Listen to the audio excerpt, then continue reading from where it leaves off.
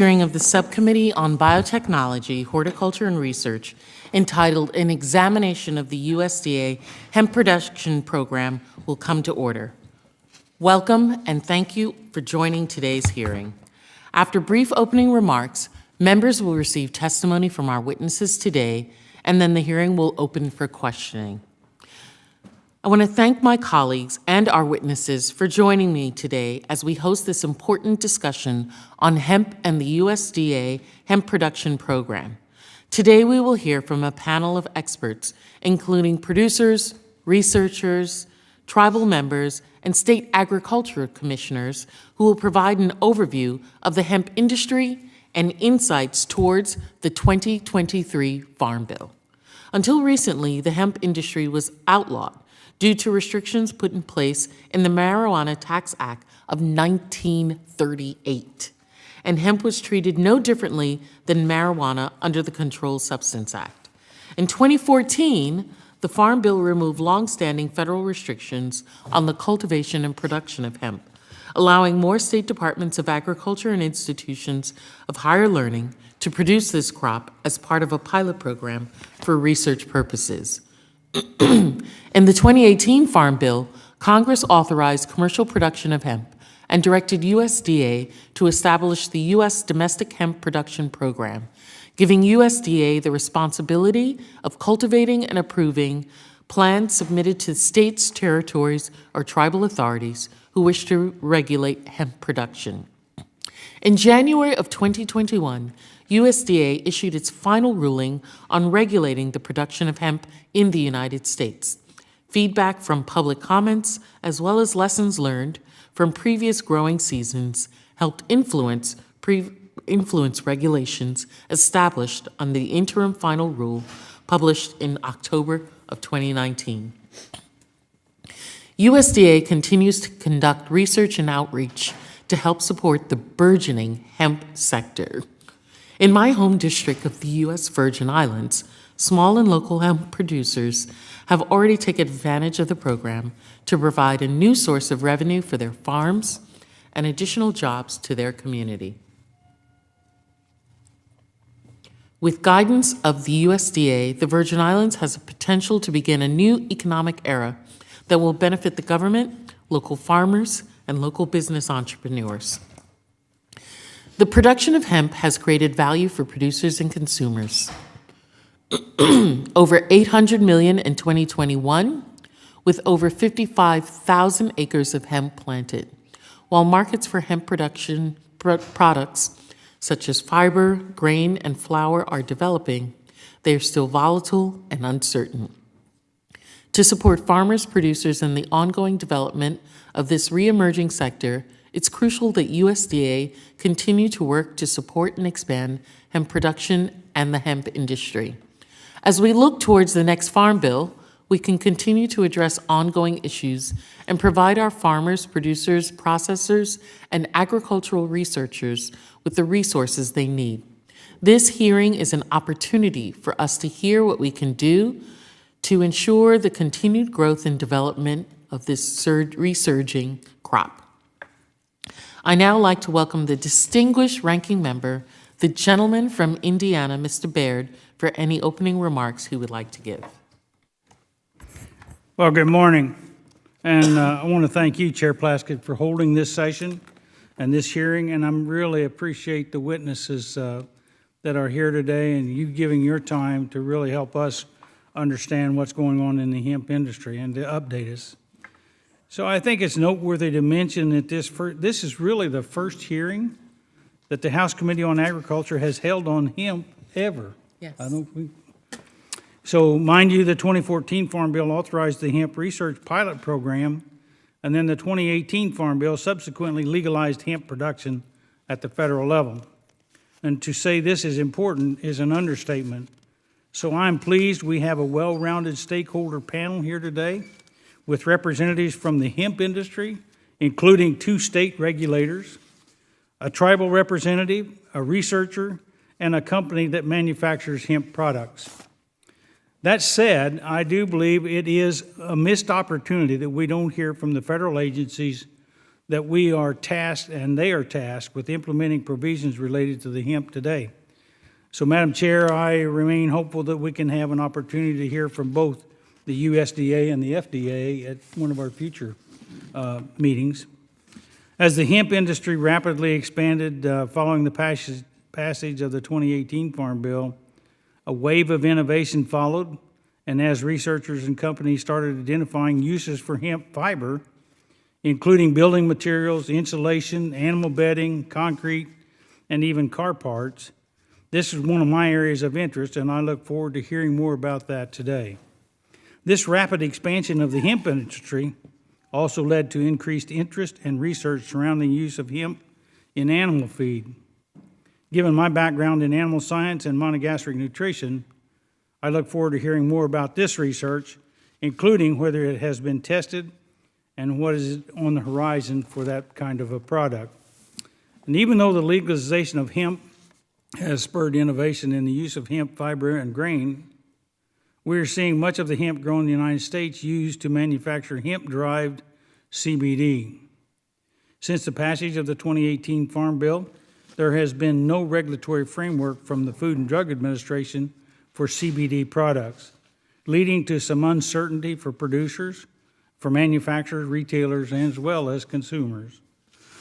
While we are certain to hear about successes in the hemp industry, it's important to note that we have many challenges, leading to a significant decline in the number of hemp acres planted since 2019. And as we discuss potential areas for change in the 2023 Farm Bill, it is critical that we comprehensively understand these challenges to ensure our policies benefit producers and consumers alike. Again, I'd like to thank the witnesses for taking the time to be with us here today, and I look forward to hearing more about the work they are doing within the hemp industry. And with that, I yield back. Thank you so much to the ranking member of this subcommittee for your tireless efforts to support farmers and to be such an incredible colleague on this subcommittee. The chair would request that other members submit their opening statements for the record so witnesses may begin their testimony, ensure that there's ample time for questioning. I'm pleased to welcome 5 outstanding witnesses to the subcommittee today. Our witnesses bring to our hearing a wide range of experience and expertise, and I thank you for joining. Our first witness will be Dr. Brandy Phipps, PhD, Assistant Professor, Department of Agriculture and Life Sciences, Central State University, Cedar, Ohio. Our second witness today is Mr. Marcus Greeno, the Executive Director of the Hempstead Project Heart in Green Bay, Wisconsin. Third witness is Mr. Eric Wong, the Chief Executive Officer of EcoFiber. He is testifying today on behalf of the U.S. Hemp Roundtable. Also, Dr. Ryan F. Quarles, who is the Commissioner of Kentucky Department of Agriculture. And our fifth and final witness is Ms. Kate Greenberg, who is the Commissioner of the Colorado Department of Agriculture. Welcome to you all today. We will now proceed to hearing your testimony. You each will have 5 minutes, and the timer should be visible to you and will count down to 0, at which point your time has expired. Dr. Phipps, please begin when you are ready. Chair Plaskett, thank you for the invitation and opportunity to speak to the Biotechnology, Horticulture, and Research Subcommittee of the House Committee on Agriculture. Central State University, where I am faculty, is in Ohio District 10, represented by Congressperson Mike Turner. Central State is a public, historically Black college and university and an 1890 land-grant institution. As such, I want to acknowledge the 2 Ohio representatives of this subcommittee, Representatives Brown and Balderson, and Chairperson Scott of the House Committee on Agriculture, who has been a consistent champion of the 1890 land-grant institutions. Chair Plaskett and the members of this subcommittee, I want to thank you for continuing to include the 1890 voice in the work that you do in this committee. And finally, I would like to acknowledge the professional staff of this committee who've been excellent to work with this past week. I am Brandy Phipps, Assistant Professor in the Department of Agricultural and Life Sciences and a researcher in the Food, Nutrition, and Health Project of the Agriculture Research and Development Program at Central State University. My background is in biomedical and nutritional sciences, and my work is in what others have coined sustainable nutrition science, or the intersection of food systems transformation, sustainability, and nutrition and health equity. I tend to partner with other researchers and community leaders across disciplines to find holistic solutions to complex problems related to human health and quality of life. For example, how do we equitably feed a growing population in ways that protect natural resources and contribute to a sustainable and a resilient economy? To that end, my work with hemp fits nicely within those goals, and I have focused primarily on its nutritional and nutraceutical value for humans. This includes an ongoing $1.3 million contract with the U.S. Food and Drug Administration with Dr. Craig Schlottenhofer, where we evaluate the chemical constituents of smoked and vaped hemp products. I also serve as project director for a $10 million 5-year sustainable agriculture systems project funded by the U.S. Department of Agriculture's NIFA and referred to as the Sushi Project. With the continued rise of chronic diet-related conditions like cardiovascular disease and type 2 diabetes in the United States, strategies to produce and increase the intake of heart-healthy foods, such as hemp grain and fish, are critical to slow the rise of chronic disease in our country.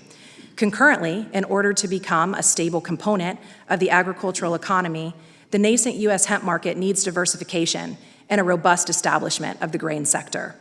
The Sushi Project addresses both needs as it investigates the use of hemp grain as a feed ingredient for aquaculture systems. Hemp grain has the potential to be an excellent domestic feed ingredient for many types of livestock.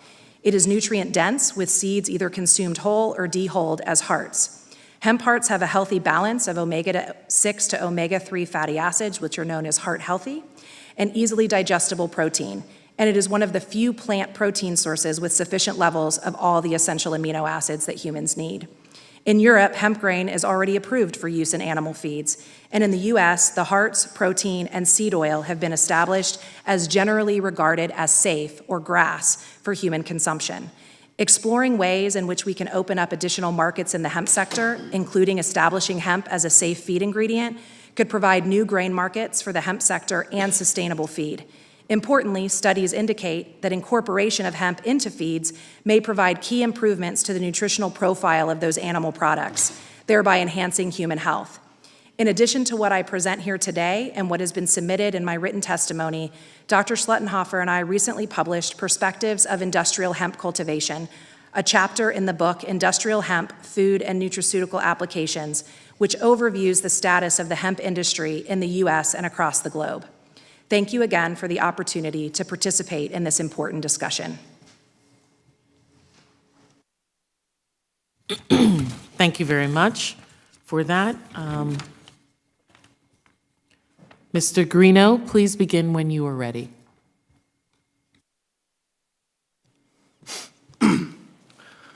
Poso mauni wiok, nakato manawich kiki tim. Hello everyone, I'm going to speak.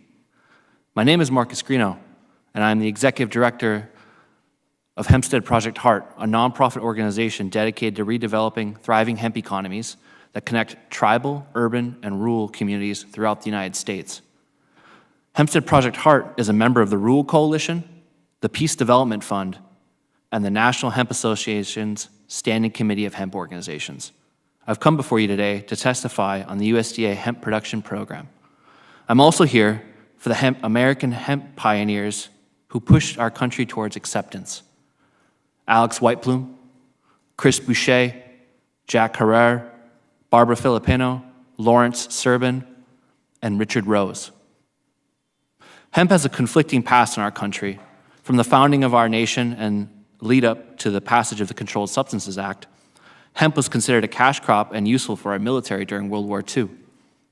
After passage of the Controlled Substances Act, hemp became defined as a drug and non-useful, both of which is untrue.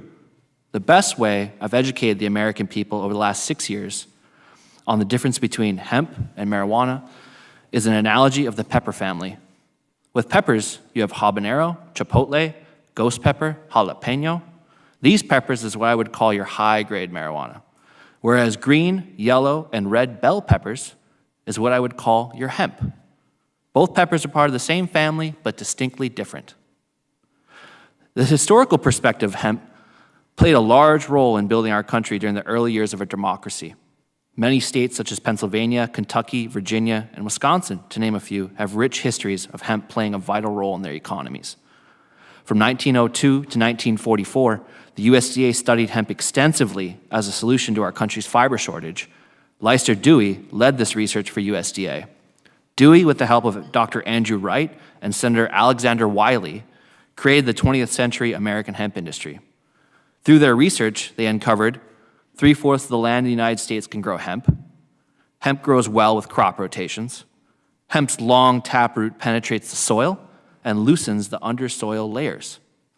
Drying kilns for hemp fiber should not exceed 150 degrees Fahrenheit.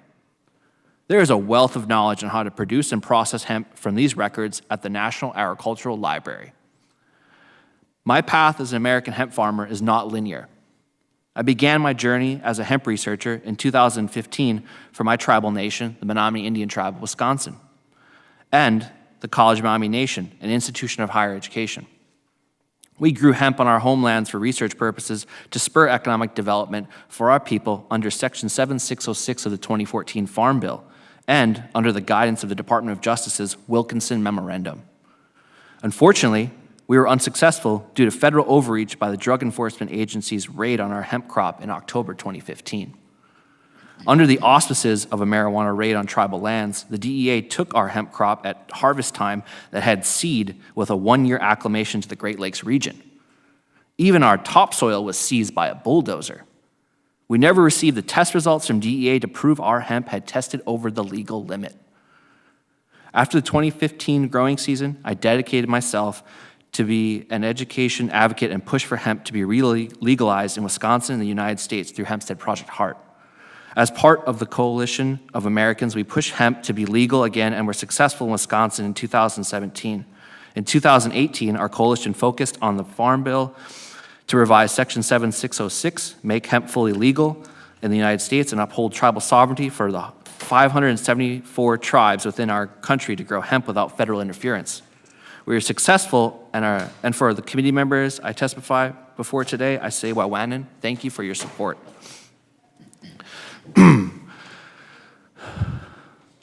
As the 2013 Farm Bill is upon us, I want to advocate to strengthen the hemp production provisions from the 2018 Farm Bill. There needs to be a separation between the definition and regulation of industrial hemp from cannabinoid and floral hemp. These crops are easily differentiated with a visual inspection. The industry advocates for a grain and fiber exemption from testing and background checks for producers. This is also legislation that we introduced soon called the Industrial Hemp Exemption Act of 2022.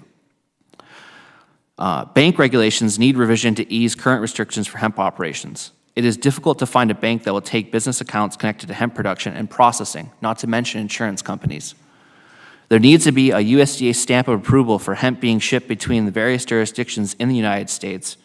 This will help with any issues that arise with interstate commerce. While these suggestions do not cover all the needed changes, these top 3 will enhance the American hemp industry, ease burdensome regulations for farmers, and create more demand for hemp-made materials. I believe my time is up. Yes, it is. Thank you very much. Mr. Wong, please begin when you are ready. Thank you.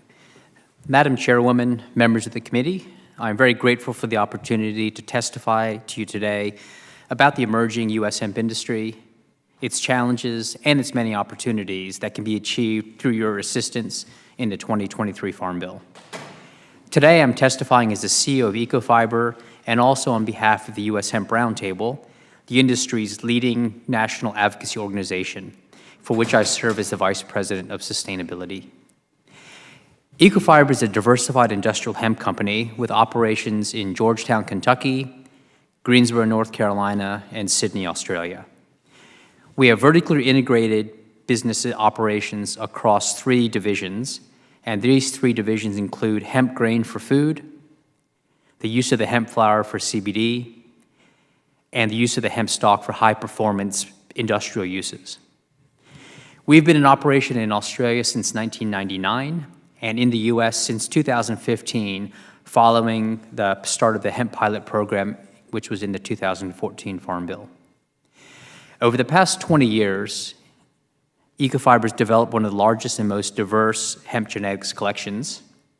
And in the United States, for the 22 and upcoming 2023 growing season, we will be providing hemp genetics to growers and universities to support 24,000 acres of industrial hemp for commercial and research purposes.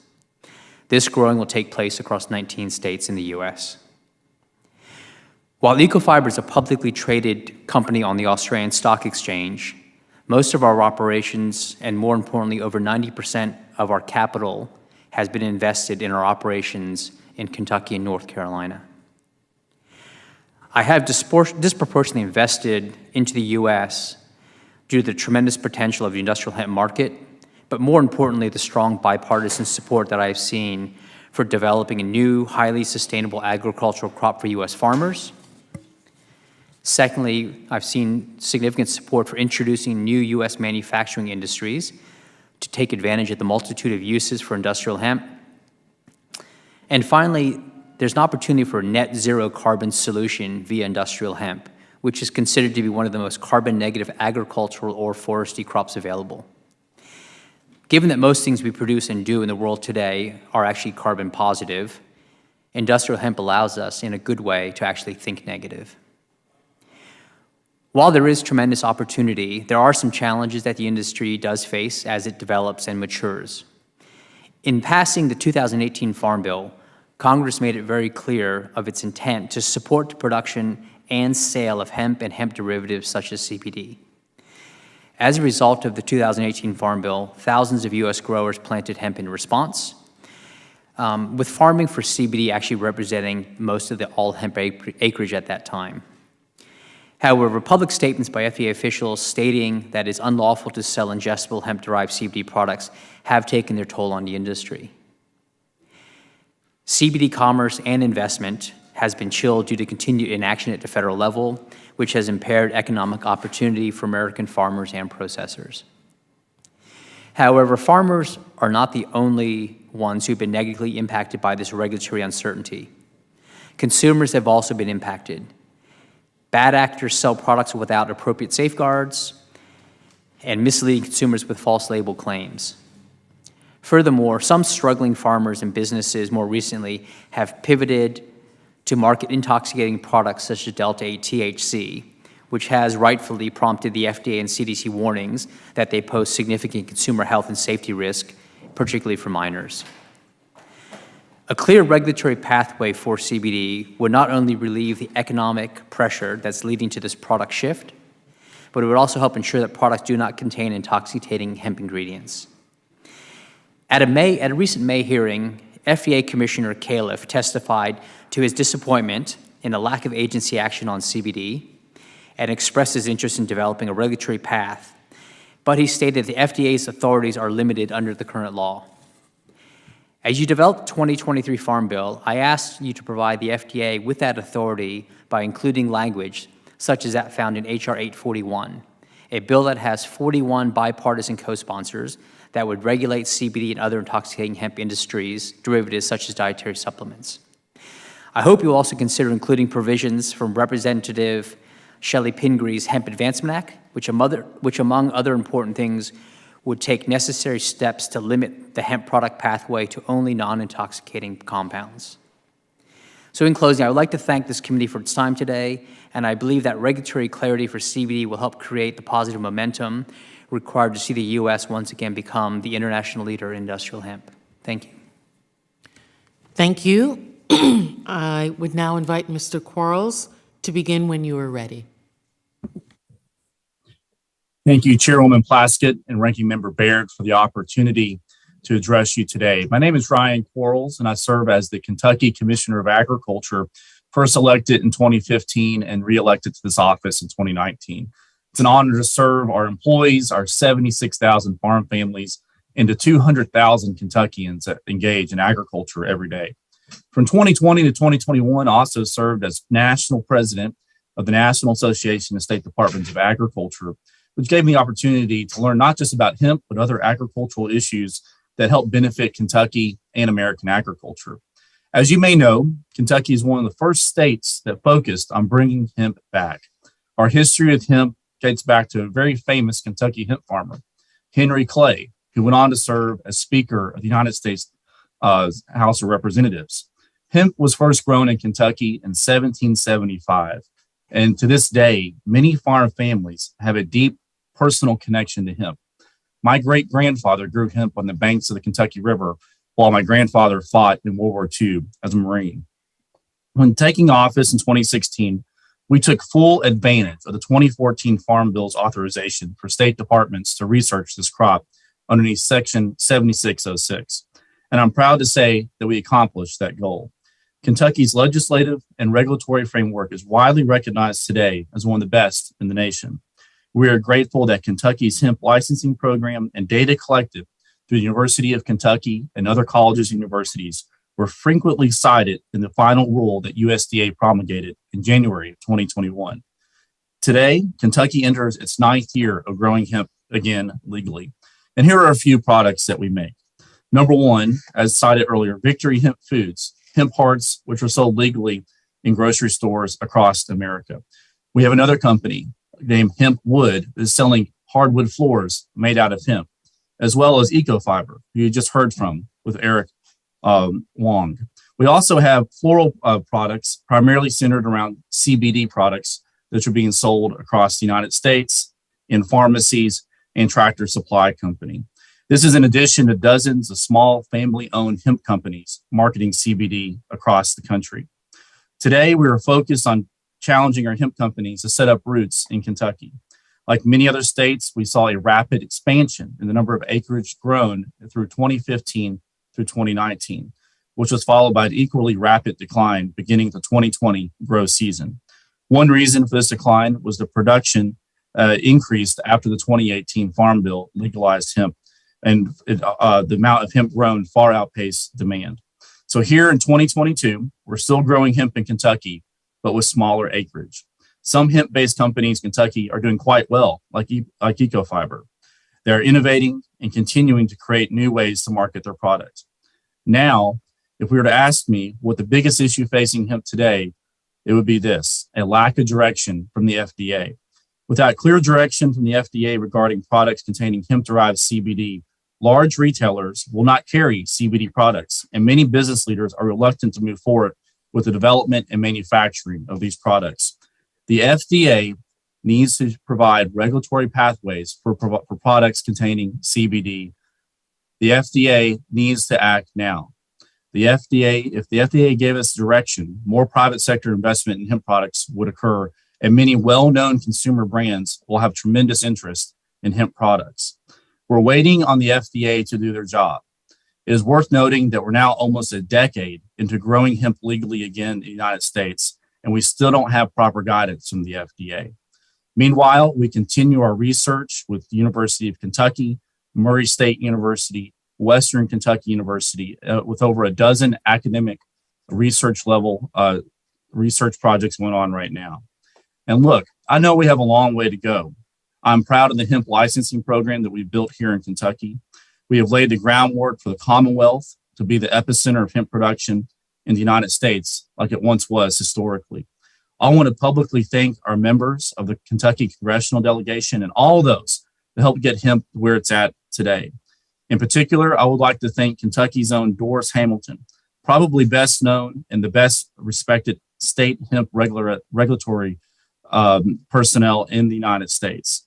Thank you for the opportunity to testify before your committee today, and I'll do my best to answer any questions you may have.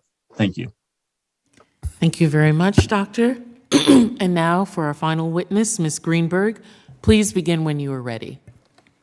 Thank you, Chairwoman Plaskett, for the invitation to testify before you today. My name is Kate Greenberg. I serve as the Colorado Commissioner of Agriculture and was appointed to this role by Governor Jared Polis in 2018. As Commissioner, I have the privilege of leading the Colorado Department of Ag and our more than 300 employees dedicated to supporting the nearly 40,000 farm and ranch families and almost 200,000 workers across Colorado. Agriculture is one of the top drivers of our economy and workforce, and it is essential to who we are as a state. We have bold goals at the Department of Ag to build the future of agriculture, including building economic and supply chain resilience, advancing voluntary stewardship, supporting future generations, and furthering animal health and welfare. The hemp industry plays an important role in all of these goals. Colorado has been fostering the growth of the hemp industry for the better part of a decade. These efforts are exemplified through the Colorado Hemp Advancement and Management Plan, or CHAMP for short.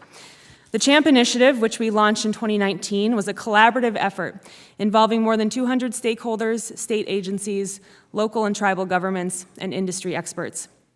The CHAMP report, which is provided in my written testimony, contains key deliverables addressing the regulation of hemp across the entire supply chain, from research and development to manufacturing and banking and insurance. It also informed the formation of Colorado's state hemp plan, which was approved by USDA and implemented on January 1st of this year. Like most states, following the 2018 Farm Bill, registered hemp acreage in Colorado increased sharply to 87,408 acres in 2019. This was a dramatic uptick from the 1,800 registered acres in 2014.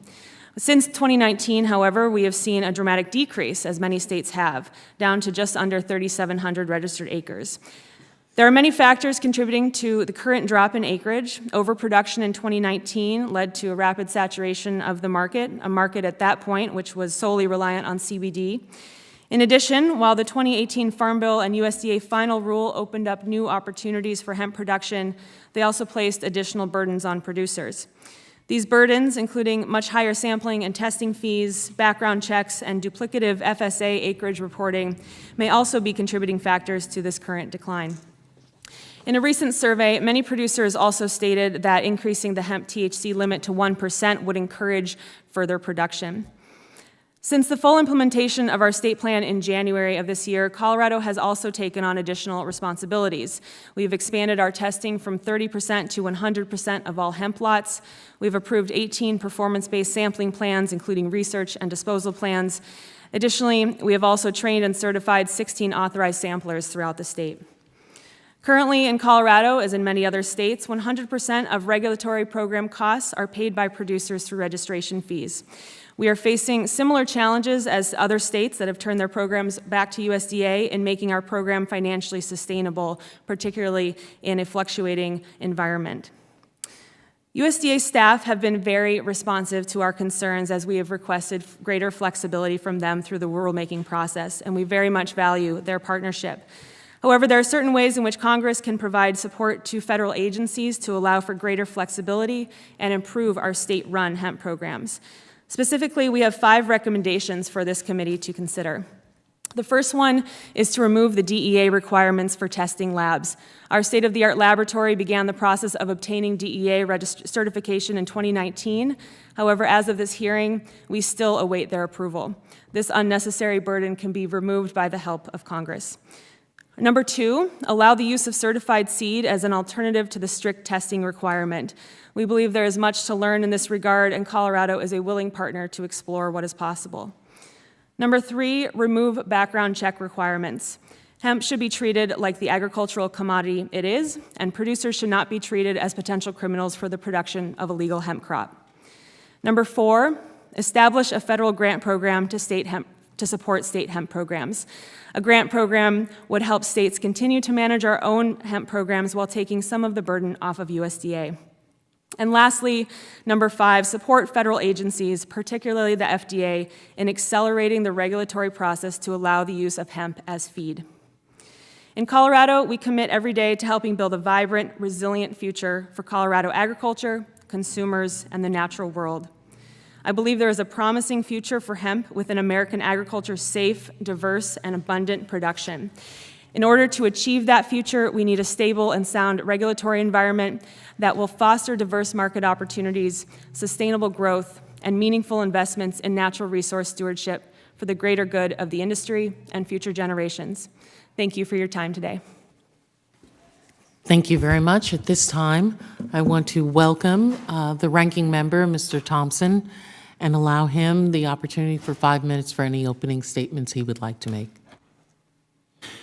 Well, good morning, and thank you, Madam Chair, Ranking Member Baird, for holding today's hearing, and to the witnesses for being here. Much appreciated. We have, I think this is among our first hearing on this commodity, which is amazing given the work that we did laying the foundation 2014, 2018, again, Farm Bill. So long overdue, and thank you to both of you for your leadership on this. While I'm excited to hear from such a distinguished group of witnesses, I am disappointed we're having another hearing where USDA, and in this case, the FDA too, are missing in action, absent without leave from the discussion. I think we would have, everyone in attendance would have welcomed to hear their perspectives as a part of this hearing.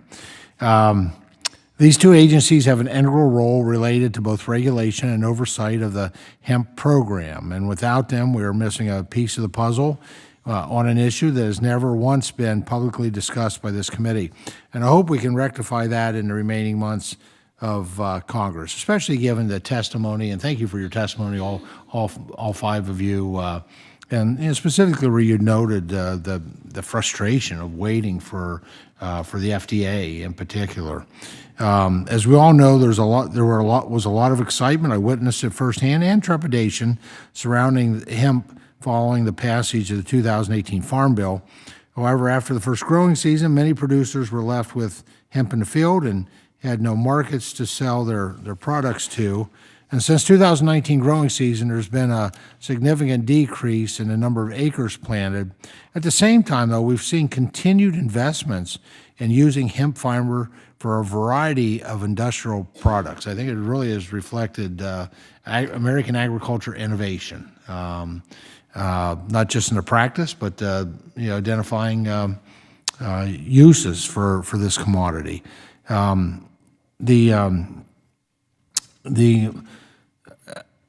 The investments have been in using hemp fiber for a variety of industrial products. Now, I'm excited to learn more from our witnesses today, and have appreciated hearing that about those innovative work that's being done. These conversations are important to our oversight mandate, so I look forward to now with the Q&A part of this hearing to continue to gain perspective on what worked and what didn't work, and learn more about what stakeholders are thinking as we approach the reauthorization for the 2023 Farm Bill. I do appreciate all the recommendations and thoughts in your oral testimony and your written testimony. I once again want to thank our panel for taking time to be with us today, and with that, Madam Chair, I yield back. Thank you very much to the ranking member of the full committee. Appreciate your opening statement and your comments during this time. I wanted to, at this time, begin the questioning. At this time, members are recognized for questions in order of seniority, alternating between majority and minority members. You will be recognized for 5 minutes each in order to allow us to get to as many questions as possible. Please keep your microphones muted until you're recognized in order to minimize background noise. I recognize myself for 5 minutes, and I first want to thank all of the witnesses for their testimony and for being with us. Commissioner Quarles, in your publication on hemp, Kentucky and the Law, you discussed the economic opportunities of hemp, but also the challenges. Could you outline some of the complexities that arose after the 2018 Farm Bill? Has USDA final rule helped to clarify things for states, tribes, and other producers? Thank you so much for that question, Chairwoman Plaskett. The biggest issue before 2018 for industrial hemp was obviously the federal prohibition classifying it as a controlled substance. And so after the 2018 Farm Bill was passed, other issues emerged as, say, speed bumps, I guess you could say, for the progress of hemp legalization. These were a half dozen issues or so, ranging from problems with the banking industry, with interstate travel or transportation of hemp material, seeds, seedlings, etc. We also saw issues where there was some confusion from law enforcement, as well as the need for us to have standardized and uniform testing across the country. And so I know that USDA at the time inherited a monumental task with legalizing hemp through regulation. And we knew that the interim rule findings would need to be adjusted into the final rule as well. I think that the USDA deserves accolades for the progress that they've made. They have separated out the production of hemp versus the legal products, but there are still a lot of issues that I think need to be addressed in the 2023 Farm Bill. For instance, I think that the lot program at USDA, there's a lot of confusion. There's a lot of issues between the state regulators as well as the reporting guidelines with the FSA. And I would agree with Commissioner Greenberg that this might be an opportunity for us to look for those states that elect to have hemp programs to have a cooperative federalism program with funding attached. Because what we're seeing right now is that some states may not want to continue underneath the USDA program and leave it to USDA and not let the states regulate.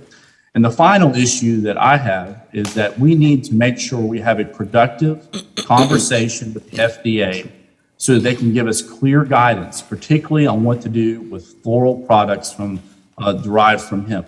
We have a lot of companies that want to sell these products. We just need guidance from the FDA. Thank you. And Commissioner Greenberg, how have the markets for hemp in the U.S. developed and fluctuated since Congress passed the 2018 Farm Bill? What's needed to provide certainty and stability across the market for farmers, producers, and consumers of hemp? Thank you for the question, Chairwoman Plaskett. It's an excellent question and one we are very much focused on in Colorado. I mentioned market diversification and how important that is to a thriving hemp economy. Immediately after the 2018 Farm Bill, as I mentioned, we saw a very narrow market opportunity for our producers, which was strictly around CBD. But since then, we've seen much growth around a much more diversified industry for hemp. That includes fiber, food, fuel, and other products like you've heard about today that we are looking into and seeing progress on. I would say one barrier that we are intimately focused on and familiar with in Colorado is the gaps and limits in our supply chain, primarily around processing and manufacturing here in this country. Mm-hmm. So that's a place that we are very much focused on. I think we have a lot of production capacity and incredible farmers who are able to grow fantastic crops. We need to make sure every step along the supply chain across these market opportunities is strengthened and grown. Thank you.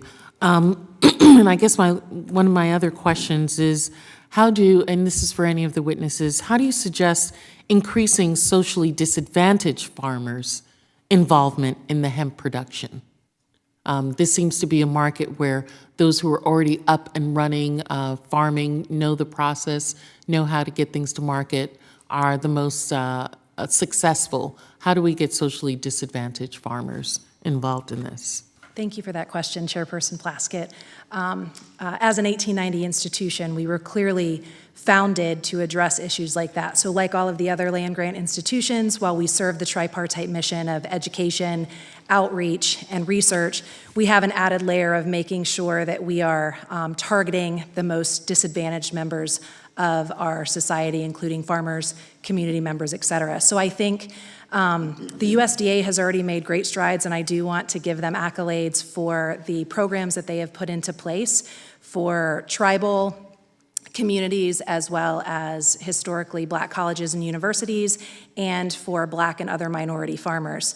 I think that projects similar to the one that I'm running that I've mentioned, the SUSE project, where we actually partner with all three types of land-grant institutions. So we have 1890s Central State and Kentucky State, we have College of Menominee Nation that Marcus has already mentioned, and we have 3 1862s. I think encouraging those sort of transdisciplinary, multi-institutional research projects and outreach projects would be helpful. Thank you. Thank you very much. At this time, I would ask the ranking member to begin questioning the witnesses for his 5 minutes. Thank you, Madam Chair. I'm going to begin with the question to Dr. Phipps. In your testimony, you mentioned your role as the project director for Agricultural Food and Research Initiative, Sustainable Agricultural Systems. That grant includes, and it's a grant that includes researchers from 6 different land-grant institutions. So could you talk a little more about the importance of these competitive grants, the lessons that we've learned going through the AFRIP application process, and how a multi-institution project may have benefited your application? Absolutely. So we are still in the early stages of this project. We are finishing up year one of a 5-year project, but we have already seen the benefits of having, again, integrated, transdisciplinary, and multi-institution focus in the project. And so like I mentioned, we have Central State University, we have Kentucky State University, we have College of Menominee Nation, we have University of Kentucky, which has already been spoken about here. Tyler Mark is an economist there. We have Mississippi State University, we have an environmental economist on our team from there, and University of Delaware, a consumer economist. I would say that, as I mentioned in my opening, I think that in order to adequately address these complex issues that we're dealing with, you need to have people that are working from all different sides of the issue. So you need your economists, you need your social scientists, you need tribal representatives, you need people that are focused on equity and nutrition and health, you need fish nutritionists, you need hemp or whatever crop you're working with experts to be able to touch on all of the aspects that are going to make the project successful and provide the wealth of information that's needed for policymakers and for consumers ultimately to make decisions regarding a project. And so, again, I think that the Sustainable Agriculture Systems program within USDA, it is currently their flagship program, up to $10 million, has done an excellent job of making sure that they are addressing those complex issues in ways that are going to be sustainable and valuable answers for the long term. And I think that more projects that have those kinds of requirements and those kinds of partnerships are going to be key to continuing to move forward in whether we're talking about hemp or any other commodity crop or agricultural issue. Thank you. Thank you. Really appreciate it.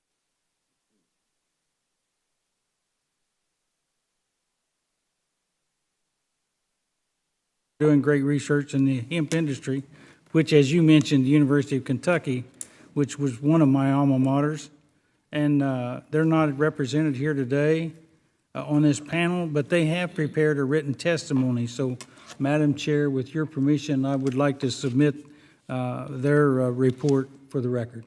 It's very welcome and without objection.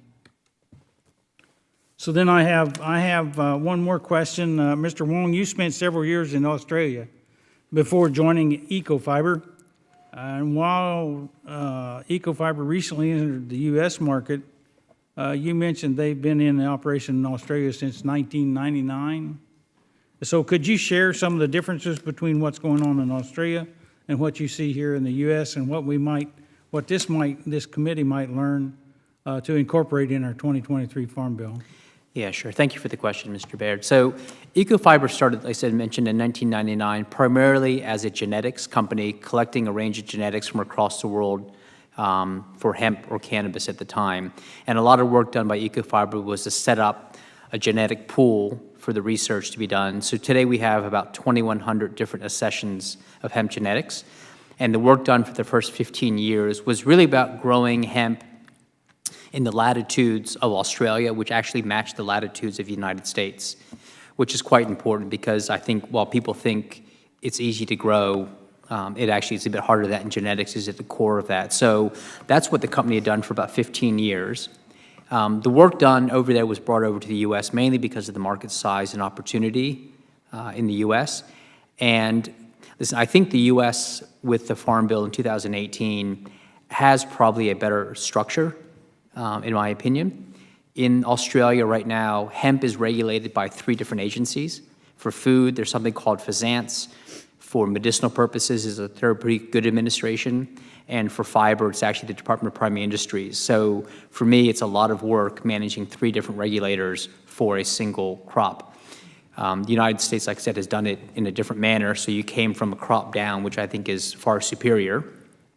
I think a lot of the challenge we have, while they seem significant or not, it's just a bit of clarity required for one specific segment.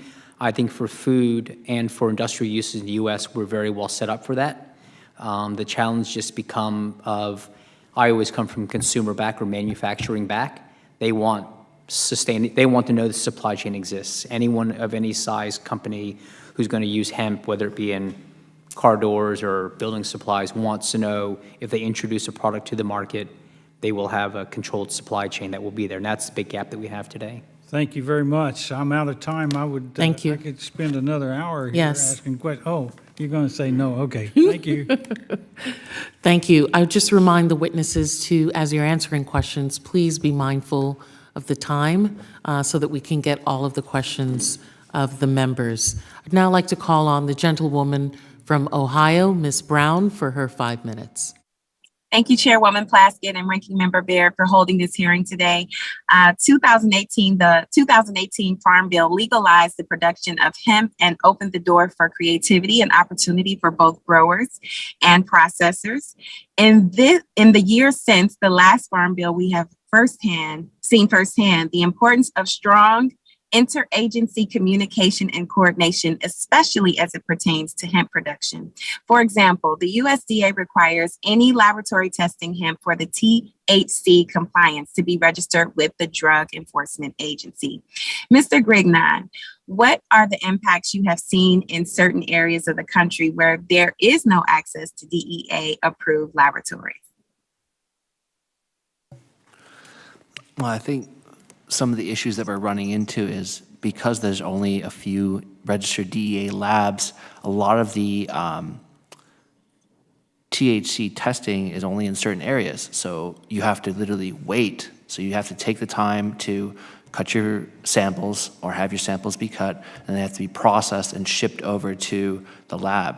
Now, if there's not a lab in your state, you have to wait and go basically a few states over. So there's basically a lack of testing capacity in our state, in our country right now to handle the hemp industry if we were to start to expand more.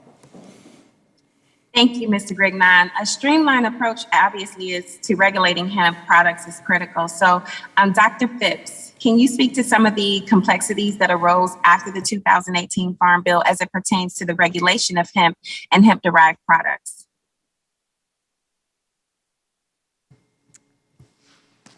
Thank you for that question, Representative Brown. As you know, my background is primarily in how hemp can affect human nutrition. And so I would say that I can speak to the regulations affecting hemp as animal feed. And so we know that there's been a lot of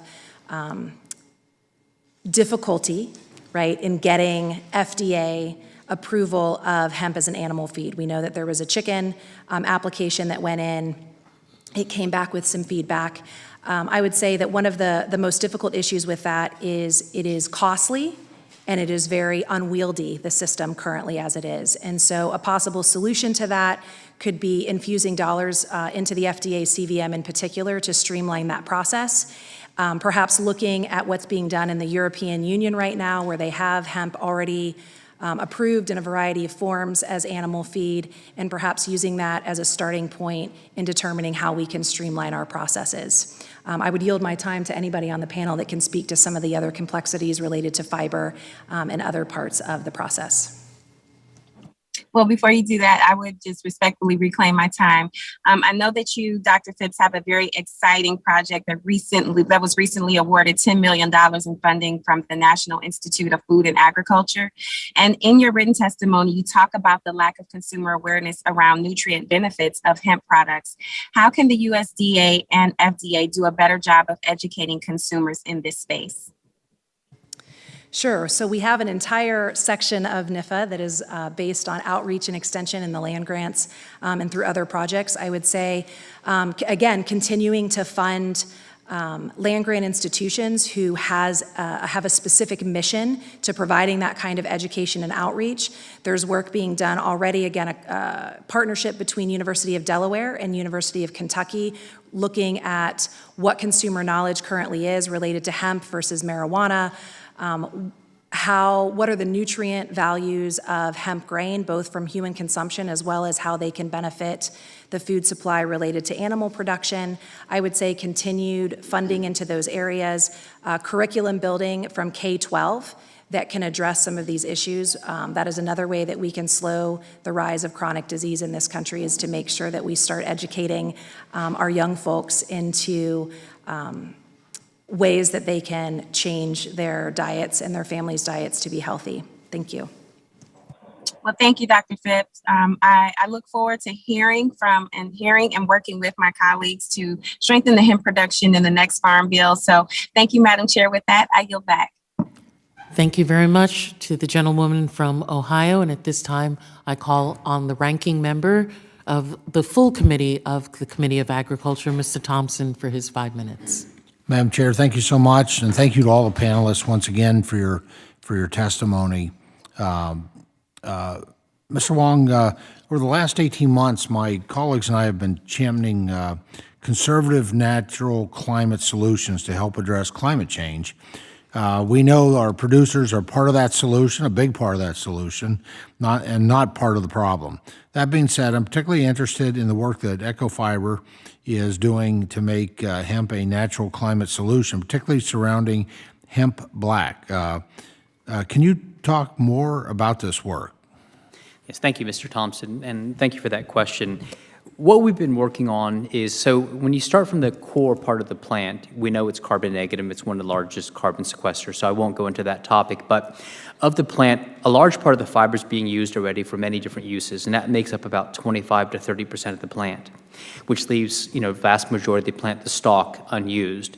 And it's being used for a lot of lower quality, low grade uses such as feed, or such as plant bedding or animal bedding. So what the stalk has is a very high amount of carbon in it. And so we went through a lot of research and developed a carbonization process to actually create an equivalent of carbon black. And so for everything that's black or colored black in the world right now, it's typically used by carbon black, which is the incomplete combustion of petroleum, which is a carbon positive input. So the hemp black that we create with the hemp-based carbon is 100% bio-based, as tested by the USDA as part of the BioPrefer program, and it's a highly carbon negative input. And so that input is carbon black, which can be used in bioplastics, it can be used in rubber, it can be used as colorant in textiles, or as an ink or a coating right now. So our focus right now is using it to make a lot of different plastic products, 25% bio-based.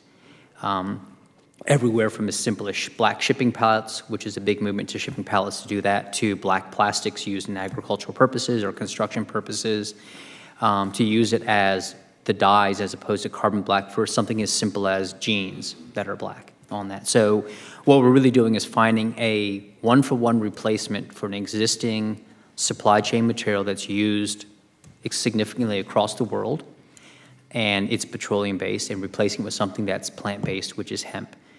So there's a pretty significant net carbon effect. And like I said, we use the term think negative because while the world wants to get to net zero, most everything is carbon positive, so you got to have something negative to get there. And the beauty of hemp is there are so many different uses of hemp that I only am covering a very narrow pathway to that. But because it's such a flexible crop to be used for so many different uses, you can actually have the growing being negative and actually permanently sequester carbon while you're doing it. And for us, the biggest thing is it has to be a one-for-one supply chain replacement, because I would not expect manufacturers downstream to invest significant amounts of capital just because we want to put hemp into it. Number two, it has to be equal technical specs, which it is. And three, we have to make sure it's the cost equal to or better than. And in due course with scale, I would assume that a petroleum-based carbon black or a hemp-based carbon black, we can get the hemp-based carbon black equal to or better on a cost structure than petroleum. Very good. Well, thank you. Any other witnesses like to comment on how hemp can be used as a natural climate solution? Go ahead, Yes. Commissioner. Thank you, Representative, for the question. I think what Mr. Wong next to me described is very much how Colorado is thinking about the opportunities with regards to hemp.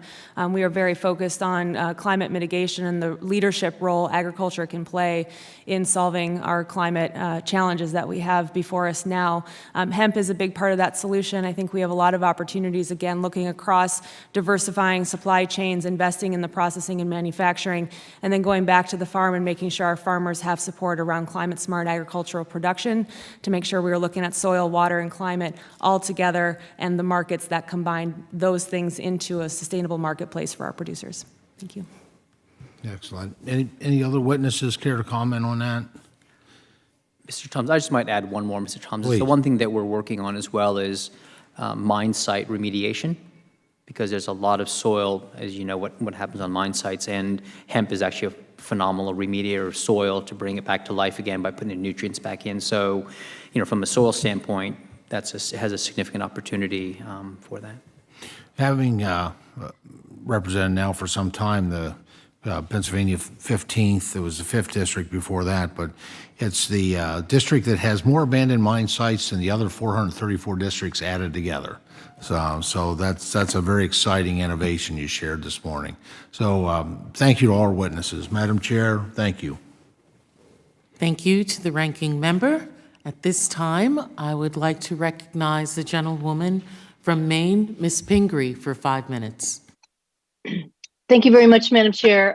Thank you for holding this hearing, and thank you to you and the ranking member for your concerns about the challenges that growers and states are facing in growing hemp, which is a promising crop, and we have a long ways to go before we've smoothed out all the issues.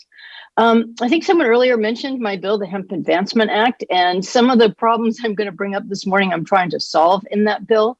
But I want to discuss one in particular that seems frustrating. The existing DEA lab testing requirements plus the 10-year ban on people with drug-related felony convictions receiving a hemp disease basically treat hemp like a Schedule I drug, which is ridiculous in my mind. And I've talked to some producers in Maine who have problems where their employees are struggling to get fingerprints that are acceptable by the FBI for criminal history reports. One grower told us that had to be printed 5 times before it finally worked. We have only one post office that does fingerprinting, which is in Portland, Maine. I can't make appointments there. The State Bureau of Identification does fingerprinting. They're in Augusta. We have a big rural state. We have growers all over the state. So I'm just talking about some of the complications. My bill would remove this unjust 10-year ban and also removes the requirement about hemp testing in DAA labs, which I think has already come up. But Ms. Greenberg, thank you for the work that you're doing in Colorado. Have growers in your state run into similar issues? And could you speak to how eliminating the DEA lab testing requirement plus this 10-year conviction ban could help our hemp growers? Absolutely. Thank you, Representative Pingree, and excellent questions. On the first question, the DEA labs, as I mentioned in my testimony earlier, this has been a big barrier for us. We have a state-of-the-art brand new laboratory at our headquarters in Colorado. We have fantastic scientists, experts in their field. We are a state that has been regulating both marijuana and hemp successfully for many years and doing so separately and able to manage that through our labs across the state. So the fact that we are now 3 years into navigating our request for certification with DEA and still have yet to receive it, with almost a decade track record of success, to us indicates that is excessive in the regulatory structure and not necessary to creating a safe and reliable regulatory framework for regulating hemp in our states. On the second question on the 10-year ban, as I mentioned earlier, we feel strongly that hemp is a commodity crop. It is legal to produce, and that we should not be criminalizing or intending to criminalize producers for producing a legal crop. I think with that framework, that 10-year ban is something we would absolutely be interested in looking at. We are doing quite a lot of equity work as well throughout our state and making sure that folks who have not had access to producing for one reason or another have access to that now that hemp is legal and is a legal crop, and we want to make sure that we maintain that within our regulatory structure as well. Thank you. Thank you for the work you're doing, and thank you. The other thing that we're working on in the Hemp Advancement Act is to raise the allowable THC threshold for hemp and the in-process hemp extract to make the rules more workable for growers and processors, also ensuring that final hemp products sold to consumers aren't intoxicating. Mr. Quarles and Ms. Greenberg, can you talk about producers that have had to destroy their entire crop due to the current THC threshold and how raising the threshold could help growers and processors? This also has caused unnecessary hardship to growers. Yes, thank you for that question. Since the early days of bringing it back almost a decade ago, we've had to deal with what we commonly term hot hemp that exceeds the legal definition. And so we've had a struggle to determine how to do that, both under the 2014 Farm Bill underneath the research side. And then again, after 2018, and even today, with almost a decade of improved genetics, we still find varieties that consistently test hot. So one of the things we do is that we actually prohibit varieties that we know will test hot and we don't consider to be hemp. And so we try to prevent and mitigate on the front end. And then on the back end, if a crop were to exceed the 0.3% threshold, we actually have an opportunity to retest that crop as well. And during the interim final rule, we advocated strongly that USDA allow growers to have a second testing opportunity, which they did include in the final rule. So that helps us out a little bit as well. For your question about raising THC, we at NASDA actually passed a policy on behalf of all the state departments of agriculture a couple years ago that would advocate for an increase to 1% THC. We think that after a lot of conversations with law enforcement, as well as those on the ground producing the crop and the labs testing it, that raising it to 1% would allow for us to have a little bit more flexibility, particularly on the research of genetics. Thank you so much. I'm out of time, but I want to thank the witnesses for your time today and the work that you're doing. Thanks so much. Thank you. Yield back, Madam Chair. Thank you very much. At this time, I would like to yield 5 minutes to Mr. Carbajal of California, if he's available. Are you there, Mr. Carbajal?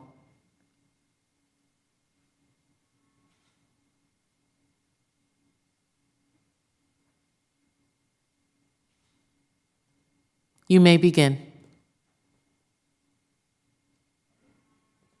You are muted.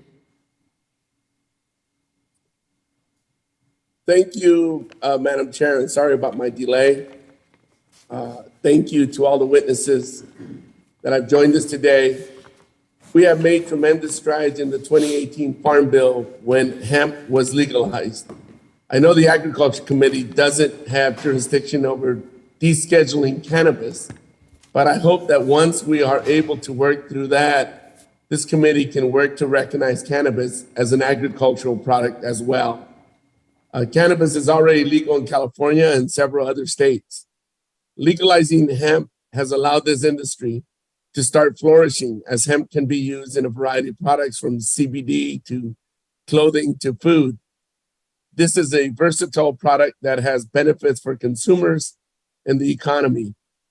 In this next Farm Bill, I hope we can continue finding ways to bolster research and production. Commissioner Greenberg, the decrease in registered hemp acres in Colorado from 2020 to 2022 is significant, falling from nearly 90,000 to less than 4,000. You note this is due to many factors, including supply chain disruptions, a surplus, the lack of infrastructure for food and fiber production from hemp. Have other crops been grown on this acreage that is not currently producing hemp? Which of these factors do you most attribute to the decline in registered acreage, and how can Congress help alleviate this? Thank you, Representative, for the question. The production in 2019 looked a lot different depending on where you were in the state. There were some existing farmers who were trying out hemp production as part of a much larger production in other commodities or other crops. There were other producers who came in who were maybe first-time hemp growers who put everything into a hemp business and rolled the dice on the 2019 market. So it really depends in terms of kind of which entry point a producer came in 2019, what that land is being used for now. We are certainly continue to see plenty of land under production with other crops that was in hemp production in 2019. So I think the primary driver of that sort of rise and fall within the course of a single season was sort of the fury or the fervor around the hemp production opportunities within that year. Just tons of untapped opportunity, a lot of folks coming in at once, an unregulated marketplace, and a lack of diversity in market opportunities. So where I see us now, I think we're in a much more stable growth position. I think we've probably stabilized to a place that's more manageable based on just the maturity of markets right now. We're in a nascent phase of this industry. And I think as markets mature, as we get more stable regulatory environments, and we build up the supply chain processing and manufacturing opportunities, and then as we've discussed, look at those environmental opportunities as well, where our hemp producers can tie into climate markets or other marketplaces that are driving toward a carbon neutral future. As all of those aspects develop, I think we're going to see a steady rise back toward production, but in a more sustainable rate. Thank you for that very thorough answer. Dr. Phipps, in your testimony, you talked about a lack of incentives for hemp growers to partner with domestic buyers and processors. What kind of incentives would be helpful? Do you see Congress facilitating this connection? If so, what should that look like? Thank you for your question. So yes, in my testimony, I mentioned that one of the stakeholder concerns that we see is a lack of incentives for growers to partner with producers. So as has been spoken about previously, at the very beginning, there was a sharp rise in production of hemp, and many growers were counting on partnerships with processors to be able to process their products. And so I think that if we can incentivize, as we fund processors to build infrastructure, we provide funding within that they can set aside to recruit growers and pay growers for their products. When that happens, we can build the network at the same time. Thank you very much. Madam Chair, I yield back. Thank you very much to Mr. Carbajal. Thank you for your testimony. At this time, I'd like to call the gentleman from Florida, Mr. Big Al Lawson. Thank you, Madam Chair. Can you hear me? I can hear you loud and clear, sir. Okay, thank you, and welcome to the members that's on this committee. It's a very important committee, and also giving honor to our ranking member, Congressman Baird, for this hearing that we have today. Many of the witnesses today mentioned massive financial barriers when entering the industrial hemp market, including registration and testing fees and background checks. So this question is to Dr. Phillips. Can you speak more on to what are some of the effects within the land-grant university system corporate extension services that provide technical and financial assistance to historically underserved agriculture products, including new and beginning and small-sized businesses, veteran-owned, and socially disadvantaged farmers and ranchers based on race and gender? Thank you for that question. And as I mentioned earlier, the 1890 land grants were specifically founded to make sure that we are equitably financing, educating producers, farmers, and consumers from underprivileged backgrounds. As a matter of fact, one of the other projects that I am working on is designed to grow healthy communities by touching on all aspects of the social determinants of health. So that includes building micro incubator farms in low access areas. It would include training in community and economic development and business development for those small farmers and helping them to get their products out into the value chain, and then also educating consumers in that area of the benefits of purchasing those items from those local farmers that are being developed. I think that if we can continue that work, certainly we need to make sure that we are providing opportunities for farmers and producers and processors from historically disadvantaged communities to have access to funding in order to build infrastructure. In the past, there hasn't necessarily been equitable access to those competitive grants. We know that both colleges that serve historically disadvantaged communities, as well as producers and farmers from disadvantaged communities, may not have professional grant writers. They may not have the ability or the infrastructure set up to be able to competitively apply for those grants. And so providing opportunities for that, whether that is earmarked funds specifically dedicated to them, or whether that is providing assistance in the process of applying for and receiving those fundings and implementing those particular programs, would be helpful. Dr. Phillips, just one other thing that I would ask you. I'm concerned about gender, especially for women. how have all of this industry development and stuff affected women who wanted to enter in this process of hemp development, especially in, I'd see what's happening in the state of Florida? So I can't speak to the state of Florida. I am in the state of Ohio, but I can speak as a woman who is in the field of agriculture and STEM. And you are correct. Historically, the fields of agriculture and STEM have been very dominated by men, dominated by white men, and that's seen even in the sushi project that I'm leading. There's been 32 that have been funded. These are those flagship programs of the USDA. Out of those 32, there have been only 8 women that are lead on the projects. When we start layering on the additional things such as on top of gender, such as race or ethnicity, we start to see that there is a significant underrepresentation of women receiving funding, of women farmers, Black women farmers, brown women farmers that are entering the field. I certainly think that a review of funding processes, of the way that we are recruiting, right, targeting recruitment of those individuals so that we can, I would say, bring back, because women and women of color have always been involved in agriculture. They have always had a hand in growing the crops that feed their families and their communities. And so I think that targeted recruitment and targeted outreach and targeted funding to bring women, especially women of color, back into a typically otherwise dominated agriculture and STEM field is needed and important. And I thank you for the question.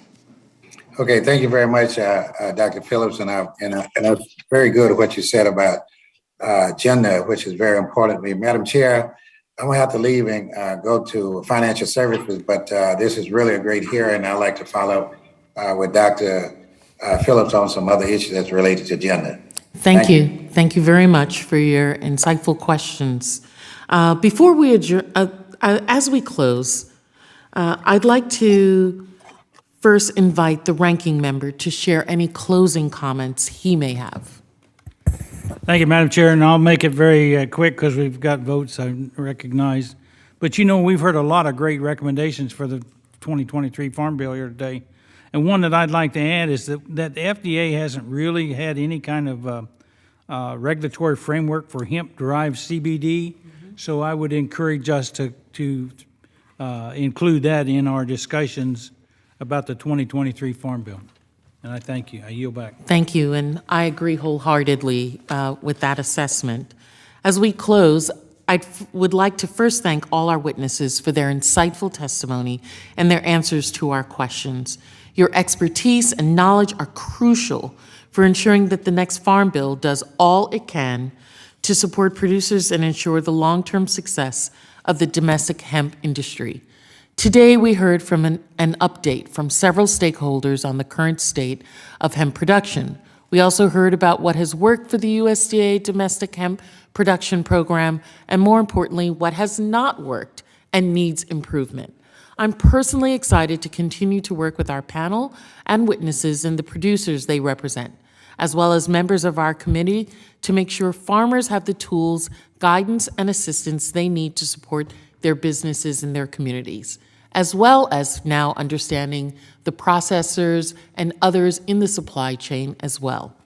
I would like to again thank our witnesses for being here today, as well as all our members for giving this important topic the attention it deserves.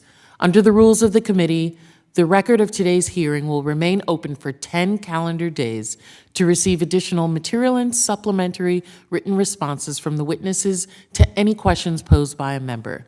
This hearing of the Subcommittee on Biotechnology, Horticulture, and Research is adjourned.